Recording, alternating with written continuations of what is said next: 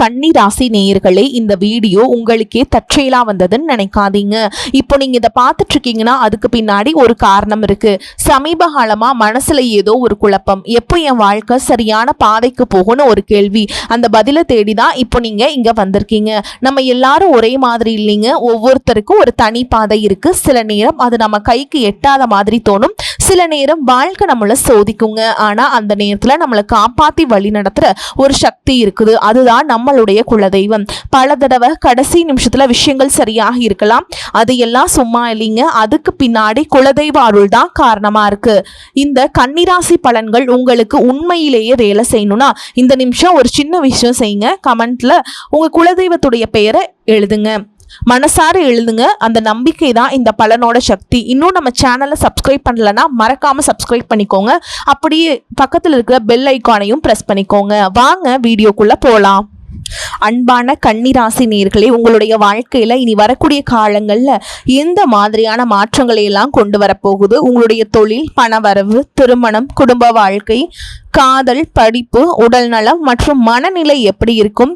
கிரகங்களினுடைய பார்வை மற்றும் இயக்கம் உங்க வாழ்க்கையில எந்த மாதிரியான மாற்றங்களை கொடுக்க போகுது? இதுவெல்லாம் உங்களுக்கு சாதகமா இருக்குமா, இல்லை எந்த இடத்துல நீங்க கவனமா இருக்கணும் அப்படிங்கிற உங்களுடைய எல்லா கேள்விகளுக்கும் தெளிவான பதில்களை தெரிஞ்சுக்க இந்த வீடியோவை முழுசா பாருங்க.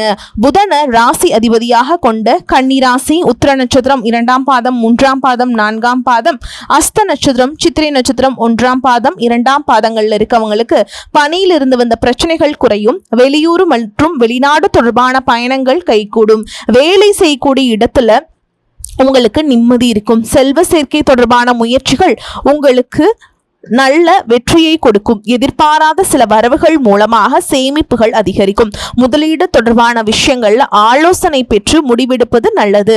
நீண்ட நாட்களாக மனசில் இருந்த குழப்பங்களுக்கு தெளிவான பதில்கள் கிடைக்கும். கடன் சார்ந்த பிரச்சனைகளை எல்லாமே கொஞ்சம் கொஞ்சமா முடிச்சு வைக்க போறீங்க. தாய் மற்றும் தந்தை வழி உறவுகள்ல சின்ன சின்ன பிரச்சனைகள் வந்தாலும் எல்லாரையும் அனுசரிச்சு போறது உங்களுக்கு சிறப்பான பலன்களை கொடுக்கும். இதுவரைக்கும் உங்கள் லட்சியத்துக்காகவும் குடும்பத்துக்காகவும் கஷ்டப்பட்டு உழைச்ச உங்களுடைய உடல் நலனை நீங்க கவனிக்காம விட்டுட்டு இருந்திருப்பீங்க. இப்ப வரைக்கும் சிலருக்கு அது வெளியில தெரியாம இருந்தாலும் சின்ன சின்ன பிரச்சனைகள் மூலமாக உங்களுக்கு தொந்தரவு கொடுத்துட்டு வந்திருக்கும். அந்த உடல் சார்ந்த பிரச்சனைகள் முழுவதும் குணமாகணும் அப்படின்னா அதற்கு தகுந்த சிகிச்சை முறைகளை எடுத்துக்கிறது மட்டும் இல்லாம உங்களுடைய உடல் நலனையும் நீங்க பாதுகாக்கணும். உங்ககிட்ட நிறைய ஆற்றல் இருக்கு, திட்டங்கள் இருக்கு, கடின உழைப்பு எல்லாமே இருக்கு. ஆனா உடல் ஆரோக்கியம் இல்லாம போச்சு அப்படின்னா உங்களால எதையுமே சாதிக்க முடியாது. இதற்கு பிறகாவது உங்களுடைய உடல் ஆரோக்கியத்துல நீங்க கூடுதலான கவனம் செலுத்துனீங்க அப்படின்னா நீங்க செய்யக்கூடிய எல்லா காரியத்திலையுமே உங்களுக்கு வெற்றி கிடைக்குங்க. எதிரிகளை எல்லாம் ஜெயிச்சு வருவீங்க. சிலர் பார்த்தீங்கன்னா நல்ல வேலை கிடைக்காம வீட்லையும் சரி சமுதாயத்திலையும் சரி நிறைய பேருடைய கிண்டலுக்கும் கேலிக்கும் ஆளாகி இருப்பீங்க. இன்னும் சிலர் குடும்ப கஷ்டத்துக்காக பிடிக்காத ஒரு வேலைக்கு போயிட்டு இருந்திருப்பீங்க. இதற்கு பிறகு உங்களுடைய தன்னம்பிக்கை அதிகரிக்கும். புதிய புதிய தொழில்நுட்பங்களை கத்துக்கிட்டு நல்லதொரு வேலையில சேர போறீங்க.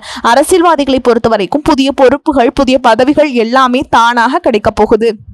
நம்மளுடைய குடும்ப உறவுகள், நம்மளுடைய நண்பர்கள் அப்படின்னு சொல்லிட்டு சிலருக்கு பெரிய ஒரு தொகையை கடனாக கொடுத்துட்டு அதை திரும்ப வாங்க முடியாம, கேட்க முடியாம ஒரு விதமான மன அழுத்தத்துக்குள்ள இருந்திருப்பீங்க. அதனாலே உங்களுடைய உறவு கெட்டு போயிருந்திருக்கும். அந்த பணம் உங்களுக்கு திரும்ப கிடைக்காது அப்படின்னு நீங்க முடிவே செஞ்சிருப்பீங்க. உங்ககிட்ட பணம் வாங்கினவங்க அவங்களுடைய தவறை புரிஞ்சுக்கிட்டு மனசாட்சியோடு உங்களுக்கு அந்த பணத்தை திருப்பி கொடுக்க போறாங்க. குடும்பத்தில் இருக்கக்கூடிய நெருக்கடிகள் விலகும். செல்வாக்கு அந்தஸ்து உயரும். கடவுள் நம்பிக்கை அதிகமாகும். பெரியவர்களுடைய உதவிகள் உங்களுக்கு கிடைக்குங்க. உறவுகளில் இருந்த சண்டை சச்சரவுகள் முழுவதுமாகவே விலகும். புதிய நண்பர்களும் உங்களுக்கு உதவி செய்வாங்க. தொழிலில் ஏற்பட்ட நெருக்கடிகள் நீங்கும். பொருளாதார ரீதியாக நலிவடைந்த நிறுவனங்கள் முன்னேறவும் போகுதுங்க.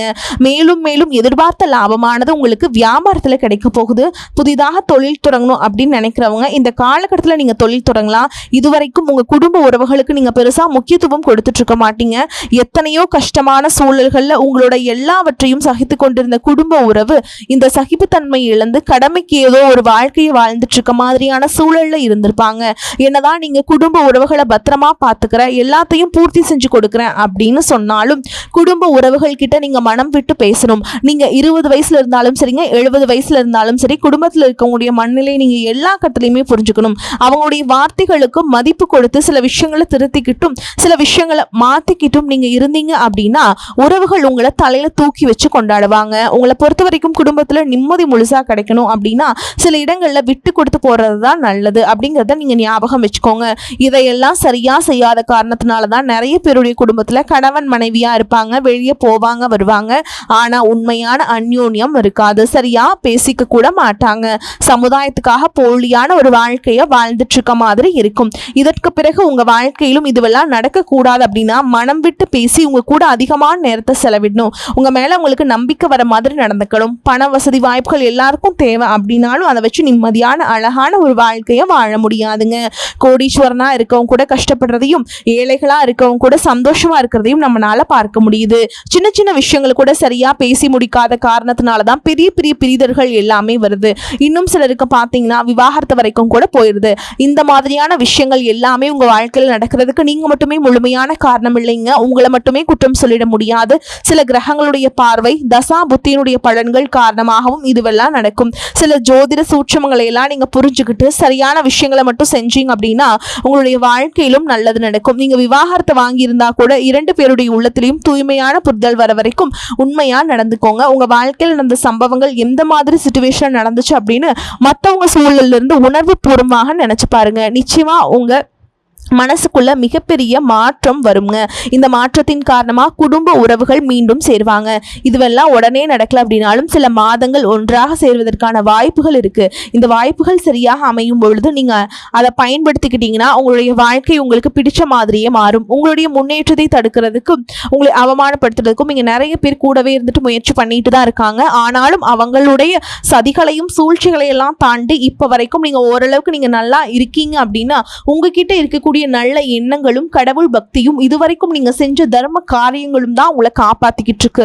இதுக்கு முன்னாடி நல்ல நண்பர்களா இருந்திருப்பாங்க, நல்ல உறவுகளா இருந்திருப்பாங்க.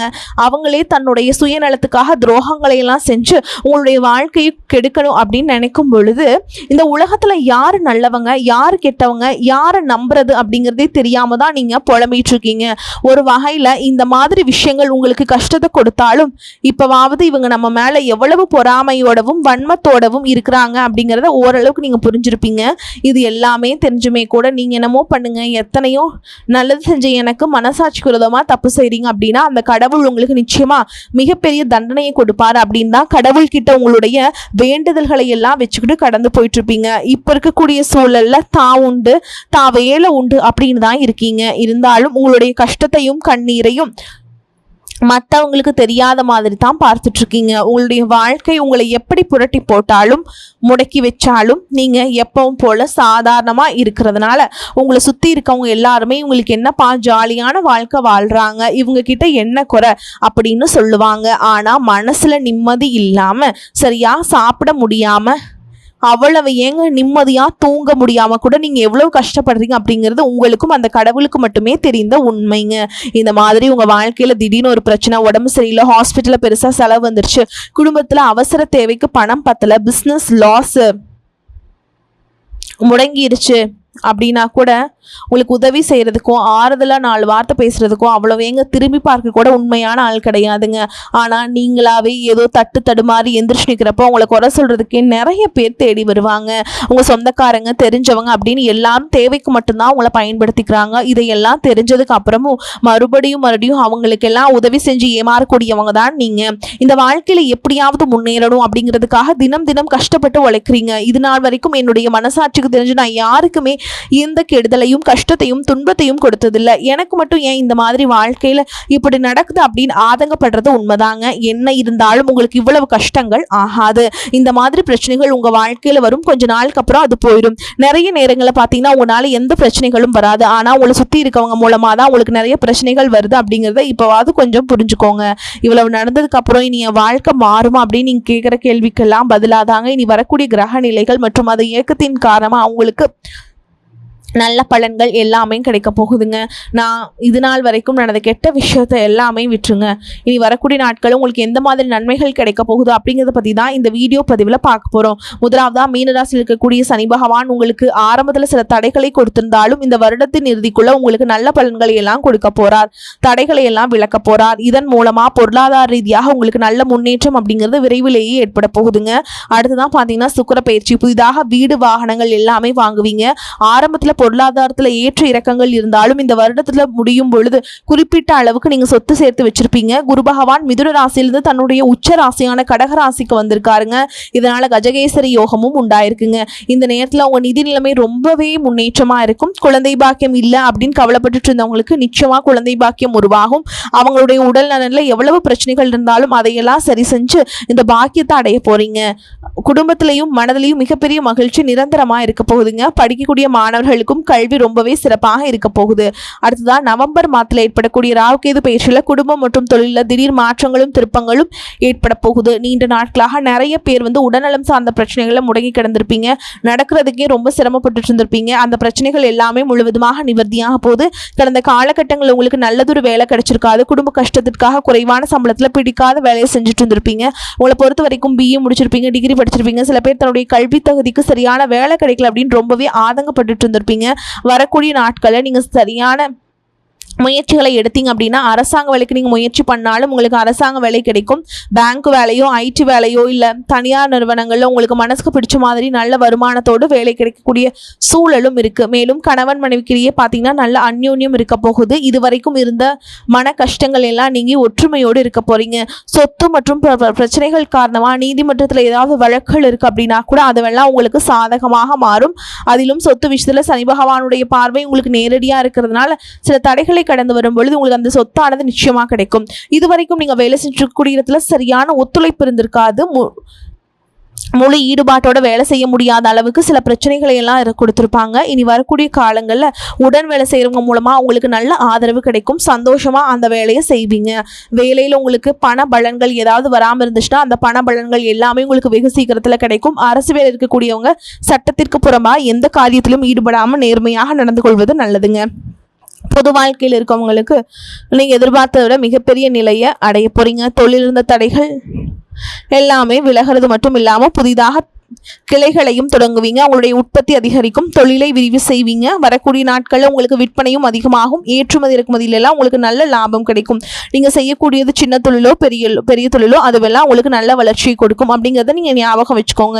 இனி வரக்கூடிய காலங்களில் எல்லாமே உங்களுடைய கனவுகளை நிஜமாக்கக்கூடிய நாட்களாக இருக்க போகுது. குடும்பத்தில் முன்னேற்றமும் பொருளாதாரமும் கிடைக்கும் பொழுது உங்களுடைய சுய ஒழுக்கத்தில் நீங்கள் ரொம்பவே கவனமாக இருக்கணும். பேசக்கூடிய வார்த்தைகள் பழகக்கூடிய நபர்கள் எல்லாருக்கிட்டையுமே எந்த ஒரு இடத்துலையும் தான் அப்படிங்கிற ஒரு கர்வத்தை மட்டும் நீங்கள் வச்சுக்க கூடாதுங்க. மற்றவர்களை குறைவா பேசுறதோ மட்டம் தட்டி பேசுறதோ அதை காயப்படுத்துற மாதிரி பொது இடங்களை பேசிடக்கூடாது. நீங்களும் சரி உங்களை சுற்றி இருக்கவங்களும் சரி எப்பவுமே பாசிட்டிவான எண்ணங்கள் இருக்கணும். அப்படின்னா எதிர்காலத்திற்கான நல்ல திட்டமிடுதல் எப்பவுமே அவசியம். அதனால் நீங்க எந்த ஒரு விஷயத்தை செய்யும் பொழுதும் எதிர்காலத்தில் இது எனக்கு எந்த மாதிரியான பலன்களை கொடுக்கும் அப்படிங்கிறத மனசுல வச்சுக்கிறதும் அவசியம். இதை நீங்க சரியா செஞ்சுட்டு வந்தீங்கன்னா பெரியவங்களுடைய உதவி உங்களுக்கு கிடைக்குங்க. உறவுகள் இருந்த சண்டை சச்சரவுகள் முழுவதுமாகவே விலகும். புதிய நண்பர்களும் உங்களுக்கு உதவி செய்வாங்க. தொழிலில் ஏற்பட்ட நெருக்கடிகள் நீங்கும். பொருளாதார ரீதியாக நலிவடைந்த நிறுவனங்கள் மீண்டும் முன்னேற போகுது. மேலும் மேலும் உங்களுக்கு வியாபாரத்தில் எதிர்பார்த்த லாபம் கிடைக்கும். உங்களுடைய புதிய சிந்தனைகள் மற்றும் நேர்மறையான எண்ணங்கள் உங்களுடைய வளர்ச்சிக்கு காரணமா இருக்க போகுது. கடந்த காலகட்டங்களில் திருமணம் பார்த்தீங்க அப்படின்னா நிறைய பிரச்சனைகளும் சிக்கலுமா இருந்திருக்கும். அதில் ஜாதகம் சரியில்லை, சொந்த வீடு இல்லை, வசதி இல்லை, பெற்றோர்கள் சரியில்லை, அரசு வேலையா இருக்கணும், இந்த மாதிரி எத்தனையோ காரணங்கள் எல்லாம் சொல்லி உங்களுக்கான திருமண தடைகள் ஏற்பட்டு இருந்திருக்கும். இன்னும் சிலருக்கு பார்த்தீங்கன்னா தெரிஞ்சவங்களாலையும் நண்பர்களாலையும் திருமணங்கள் எல்லாமே நின்று போயிருக்கும். இந்த மாதிரி இடத்துல உங்களால் எந்த விஷயத்தையெல்லாம் சரி செய்ய முடியுமோ அதையெல்லாம் சரி செஞ்சுட்டு குரு பயிற்சிக்கு பிறகு நீங்கள் திருமண முயற்சிகள் ஈடுபட்டீங்கன்னா உங்களுக்கு மனசுக்கு பிடிச்ச மாதிரியான நல்ல வரன் அமையுங்க. குடும்ப வாழ்க்கை சிறப்பாக இருக்கும். உங்களுடைய வாழ்க்கை துணை அழகாக இருப்பாங்க. கை நிறைய சம்பாதிக்கக்கூடியவங்களாகவும் இருப்பாங்க. அதே நேரத்தில் வாழ்க்கை துணை இழந்துட்டு இரண்டாவது திருமணத்தை பற்றி யோசிக்கக்கூடிய ஆண்கள் மற்றும் பெண்களுக்கு தன்னுடைய வாழ்க்கை துணையினால அவங்களுடைய பழக்க வழக்கம் 2 பேருக்கும் கருத்தொற்றுமை இருக்கா, மனப்பொருத்தம் இருக்கா மற்றும் தேவைப்பட்ட அவங்களுடைய ஜாதகத்தை கூட ஒரு முறை நீங்க சரி பார்த்துட்டு 2வது திருமணத்தை முயற்சி செஞ்சீங்கன்னா நல்ல வாழ்க்கை துணை அமையும். நல்லதொரு வாழ்க்கையை நீங்க வாழ்ந்து காட்டுவீங்க. எந்த ஒரு எதிர்பார்ப்புகளும் இல்லாம எப்பவும் போல உங்க கடமையை செஞ்சுட்டு வாங்க. உங்க வாழ்க்கையை நீங்க வாழ்ந்துட்டு வாங்க. உங்களோட குலதெய்வமும் கிரக நிலைகளும் உங்களுக்கு துணையாக இருக்கு. இப்போ நீங்க எடுத்து வைக்கக்கூடிய ஒவ்வொரு அடியும் எதிர்காலத்துல உங்களை வாழ்க்கையின் உச்சத்துல கொண்டு போய் வைக்கும் அப்படிங்கிறத மட்டும் நீங்க எப்பவுமே வச்சுக்கணுங்க. உங்களை சுத்தி நல்ல விஷயங்கள் கெட்ட விஷயங்கள் இந்த மாதிரி எல்லாமே சுத்தி சுத்தி நடந்து வந்தாலும் நல்ல விஷயங்களை மட்டுமே எடுத்துக்கிட்டு நீங்க முன்னேற்ற பாதையில போயிட்டே இருங்க. உங்களுடைய நல்ல எண்ணங்களுக்கு உங்களுக்கு நல்லதே நடக்குங்க. உங்களை பொறுத்த வரைக்கும் பரிகாரம் அப்படின்னு பார்த்தோம்னா சனிக்கிழமைகள் தோறும் சனி பகவானுக்கு எள்ளெண்ணெய் தீபம் ஏற்றி வழிபாடு செய்யறதும் பிரதோஷ நாட்கள்ல சிவபெருமானை வழிபாடு செய்யறதும் உங்களுக்கு ஏற்றத்தை ஏற்படுத்தி கொடுக்குங்க. அதே மாதிரி நீங்க உங்களால முடிஞ்சதுன்னா ஏழை எளிய மாணவர்களுக்கு உங்களால முடிஞ்ச உதவிகளை செஞ்சுட்டு வாங்க. அதே மாதிரி ஏழை எளிய மக்களுக்கு நீங்க உணவு தானமோ உடை தானமோ கொடுத்துட்டு வாங்க. அதனால உங்களுக்கு மாற்றம் முன்னேற்றம் எல்லாமே ஏற்படும். வரக்கூடிய வாய்ப்புகளை தவற விட்டுறாதீங்க. ஏன்னா வாய்ப்புகள் ஒரு முறை தான் கதவை தட்டும். அதனால கரெக்டாக பயன்படுத்திக்கோங்க. வாழ்த்துக்கள். வாழ்க வளமோடு நலமோடு. நன்றி, வணக்கம்.